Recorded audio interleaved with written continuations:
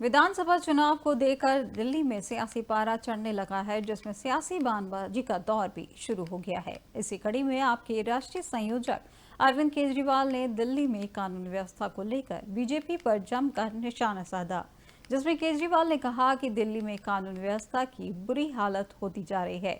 जब पिछले 1-1.5 साल से दिल्ली में अपराध बढ़ते जा रहे हैं, जहां कानून व्यवस्था चरमरा गई है, व्यापारियों को वसूली के फोन आ रहे हैं, जहां चारों तरफ महिलाओं के साथ छेड़खानी, मर्डर, गैंग रेप के मामले बढ़ते जा रहे हैं। कई सालों के बाद दिल्ली में गैंगवार देखने को मिल रहे हैं, जहां दिल्ली दुनिया की सबसे असुरक्षित राजधानी है। 2022 में दिल्ली में 501 मर्डर हुए हैं, जो पिछले कुछ सालों से सबसे ज्यादा हैं। पिछले 3 महीने में यमुना पार हुए गैंगवार में 20 लोगों की जानें गई हैं, जहां हालत बहुत ज्यादा खराब हो गई है। इस दौरान केजरीवाल ने घटना का जिक्र करते हुए आगे कहा कि कल मैं नांगलोई गया, जहां नांगलोई में रोशन लाल नाम के एक व्यक्ति जो दुकान चलाते हैं, उन पर गोली चलाई गई। कल मैं उनसे मिलने के लिए गया था, जहां भाजपा के कार्यकर्ताओं ने मुझे उनके दुकान तक नहीं जाने दिया।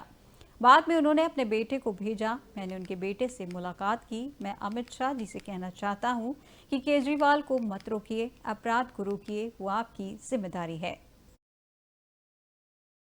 नांगलोई में कुछ दिन पहले रोशनलाल नाम के एक व्यक्ति जो दुकान चलाते हैं, उन्होंने 8 बजे सुबह दुकान खोली। 9:15 बजे उनके दुकान पे 2 मोटरसाइकिल पे सवार आए, उन्होंने गोलियां चलाई और वो भाग गए। कल मैं उनसे मिलने के लिए गया था बस, और भारतीय जनता पार्टी के कार्यकर्ताओं ने मुझे उनकी दुकान तक नहीं जाने दिया, रास्ते में रोक लिया। रास्ते से वापस आना पड़ा मुझे। रोशनलाल जी ने अपना बेटा भेजा मुझे, मैं गाड़ी में बैठे बैठे मैंने उनके बेटे से मुलाकात की। मेरे को रोकने से क्या होगा?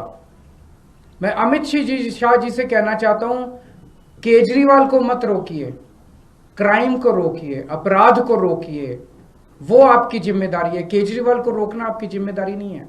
अगर आज आप अपना काम ठीक से कर लेते तो आपको केजरीवाल को रोकने की जरूरत नहीं पड़ती, केजरीवाल को नांगलोई जाने की जरूरत नहीं पड़ती। क्या छुपाने की कोशिश की जा रही है? और ये एक, मैंने कई बिजनेसमैन से बात की, ट्रेंड बन गया है। पिछले 1 साल में रिकॉर्डेड 160 एक्सटॉर्शन की कॉल्स आई हैं।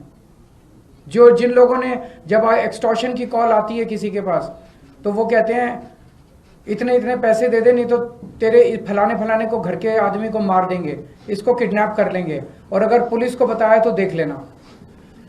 70-80% लोग तो रिपोर्ट ही नहीं करते पुलिस में, बताते ही नहीं है पुलिस को, डर के मारे, और वो पैसे दे देते हैं ताकि उनको सुरक्षित रहें। तो 160 कॉल तो पुलिस के रिकॉर्ड में है, पता नहीं कितनी कॉल्स ऐसी हैं जो लोगों को आ रही हैं और लोग बता नहीं रहे।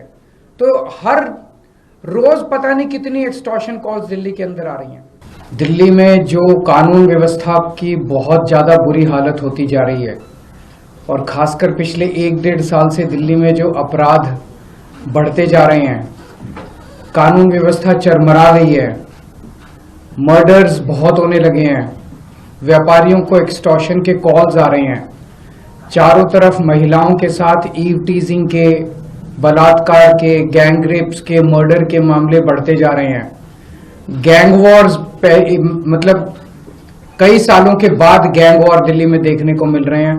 जिस किस्म के गैंग वॉर एक समय में 90s के दशक में बॉम्बे में देखने को मिलते थे, जब बॉम्बे में अंडरवर्ल्ड का बोलबाला था, उस तरह के गैंग वॉर और शूटआउट्स दिल्ली के अंदर देखने को मिल रहे हैं।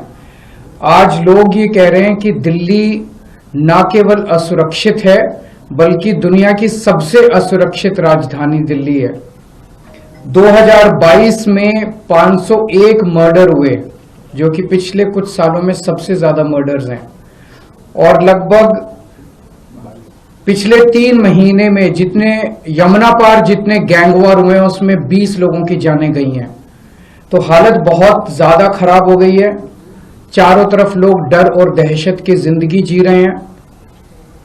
आज से 10 साल पहले आप लोगों ने, दिल्ली के लोगों ने मुझे एक जिम्मेदारी दी थी। आपने कहा था, केजरीवाल जी आप हमारे स्कूल ठीक करो। मैंने स्कूल ठीक कर दिए। आपने कहा था, केजरीवाल जी आप हमारी बिजली ठीक करो। मैंने बिजली ठीक कर दी। आपने कहा था केजरीवाल जी आप हमारे अस्पताल स्वास्थ्य सेवाएं ठीक करो, मैंने वो ठीक कर दी।